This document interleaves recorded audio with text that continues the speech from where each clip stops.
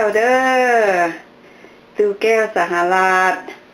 ทุกเช้าตู้แก้วก็ต้องได้ตื่นมาแต่เช้าดูแลไม่ตู้แล้วเดี๋ยวนี้ก็ได้ขึ้นมาสั่นเทิงเตรียมเครื่องไว้ให้ไม่ตู้เพราะว่าวันจันทร์หาวันศุกร์ทุกเช้ามีคนมาอาบน้ำให้ไม่ตู้ดูแลไม่ตู้อาบน้ำนุ่งเครื่องให้ไม่ตู้แล้วซักเครื่องเอาเครื่องไปซักให้ไม่ตู้แล้วก็ดูดพรมทำความสะอาดเรือนเมียนห้องน้ำ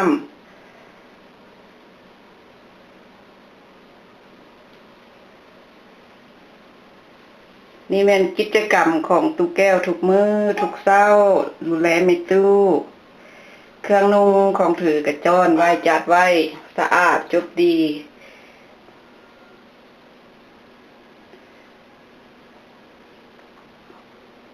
สำหรับไม่ตู้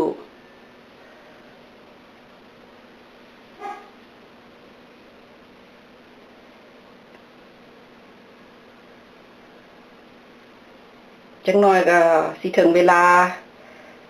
พนักงานมาดูแลไม่ตู้แล้วมื้อนี้หิมะตกจังน้อยตู้แก้วสิไปถ่ายอยู่ข้างนอกเด้อให้เบิ่งเด้อให้เบิ่งหิมะอยู่ลัดที่ตู้แก้วอาศัยอยู่นี่เพราะว่ามันตกแล้วเด้หิมะตกแล้วเด้เมื่อคืนนี้มื้อเช้านี้ก็โหข่าวเพื่ออยู่ทางนอกรอถ้าเบิ่งคลิปหน้าเด้อสิไปข้างนอกจักหน่อยนี่ถ่ายหิมะให้เบิ่ง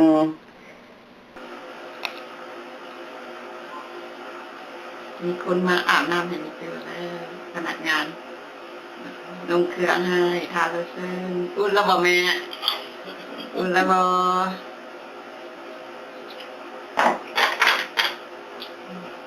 เกี่ยวกับดูแลดีพนักงานเราคือคำดีในตู้ตั้งซื้อให้คำดีมาดูแลในตู้ทุกมื้อมันดีทุกไฟดีวันจันทร์หาวันศุกร์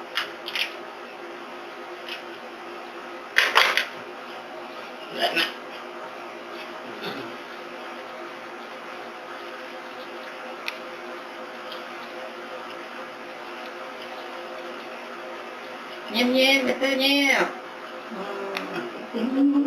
เพื่อมีความสุข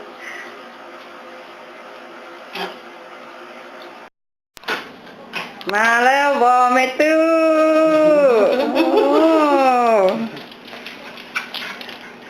สะอาดแล้วบอโอ้ขอบใจคำดีแม่สิพุ่นคำดีเราอยู่เทิงพุ่นสิขอบใจเด้อ Okay, then. Thank you. That means thank you, huh? yes say thank you ป้าที่โทรเบิ่งในตู้นี่อาบน้ำแล้วกินข้าวแล้วกินยากินน้ำบักไม้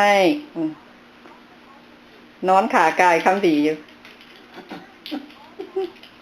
ไม่ตู้เมื่อยวะทำแบบนี้จะเป็นเรามีความสุขได้นี่แม่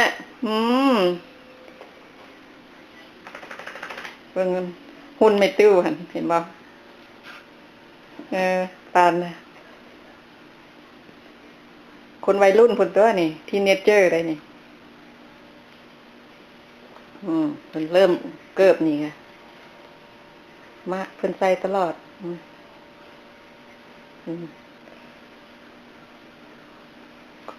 ความสุขไม่ตู้ได้นี่นะ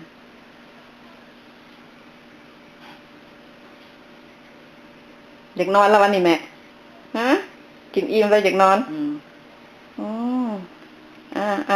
แม่จะถามสบายดีลูกหลานไหมกับครอบครัวกับเจ้าเนาะSay Merry Christmas จากในตู้เด้อให้ทุกคนอยู่ดีมีแฮงเด้ออวยพรลูกหลานแน่ให้กับเจ้าอยู่ดีมีแฮงเนาะมีอย่างอีกให้ร่ำรวยวอ ฮะให้ร่ำรวยนะมาเมตู้สบายดีอยู่เนาะอยู่พี่มันหนาวหิมะลงแล้วก็บ่เป็นหยังดอกอยู่ในเฮือนนี่แหละผ้าห่มก็บ่ได้อึดเนาะกินแล้วก็นอนแล้วก็กินบ่โอเคเอายกมือซะสั่นยกมือละก่อนบ๊ายบาย